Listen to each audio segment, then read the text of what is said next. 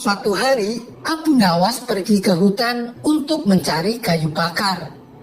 Di sela-sela kesibukannya menebang kayu, ia dikejutkan oleh kehadiran seekor tupai.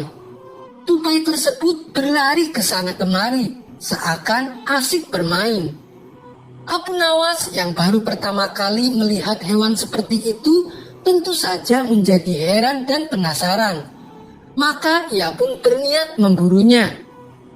Setelah berupaya keras, akhirnya Abu Nawas berhasil menangkap tupai tersebut. Hewan ini aneh, aku harus menunjukkannya kepada orang-orang, kata Abu Nawas dalam hati. Lantas ia menaruh tupai itu di dalam karung dan mengikatnya dengan kuat. Kali ini Abu Nawas pulang lebih cepat, bahkan ia tidak membawa kayu seperti biasanya.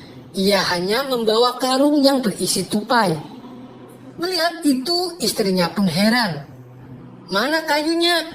Kenapa malah membawa karung? Tanya sang istri. Wahai istriku, aku punya kabar baik.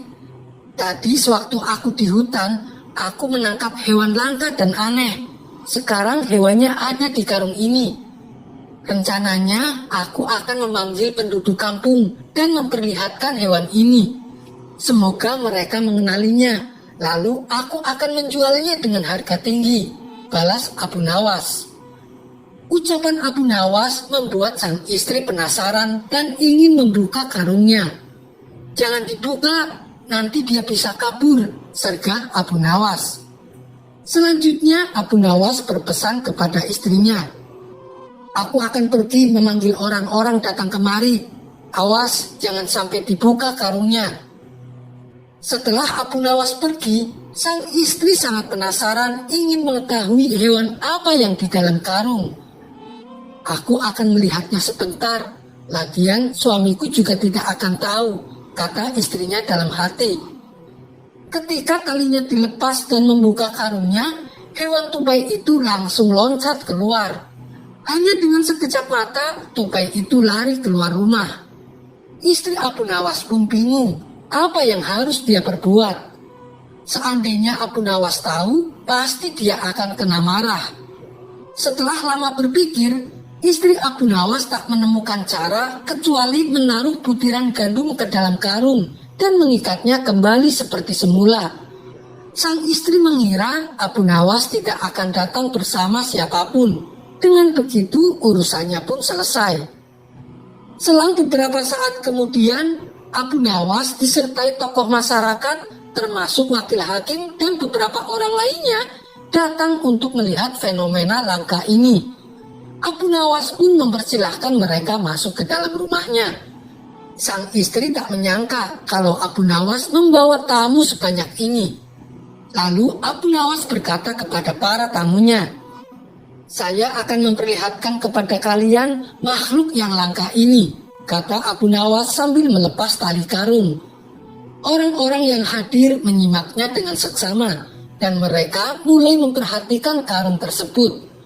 Namun ketika karungnya dibuka, ternyata isinya biji gandum. Hal ini membuat Abu Nawas terkejut.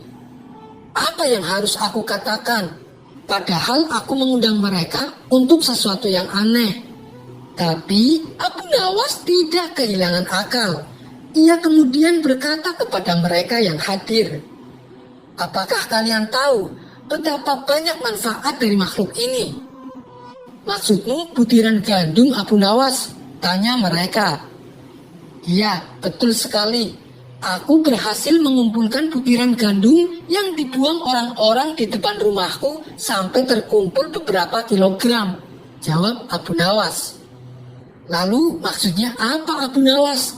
Tanya mereka kembali.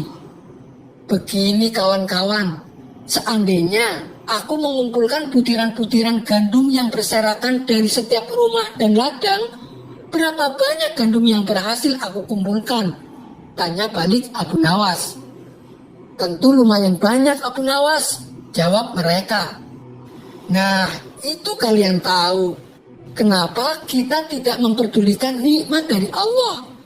Kawan-kawan, aku memiliki usulan. Bagaimana kalau orang-orang yang membuang biji gandum supaya didenda? Ujar Abu Nawas. Mereka berkata, iya benar sekali, aku setuju Abu Nawas. Dengan begitu kita tidak akan mengeluh kekurangan gandum. Baiklah Abu Nawas, kita akan menyampaikan usulanmu kepada hakim, kata mereka serempak. Akhirnya Abu Nawas merasa lega, ia berhasil lolos dari rasa malu. Tapi ia masih bingung, bagaimana mungkin seekor hewan bisa berubah jadi biji gandum. Di hari berikutnya, seperti biasa Abu Nawas pergi mencari kayu di hutan. Di sana ia kembali melihat seekor tupai sedang berlari. Dasar binatang hantu, bagaimana kau bisa menjelma menjadi gandum? Kata Abu Nawas dengan kesal. Sampai di sini dulu perjumpaan kita. Semoga Anda terhibur. Wassalamualaikum warahmatullahi wabarakatuh.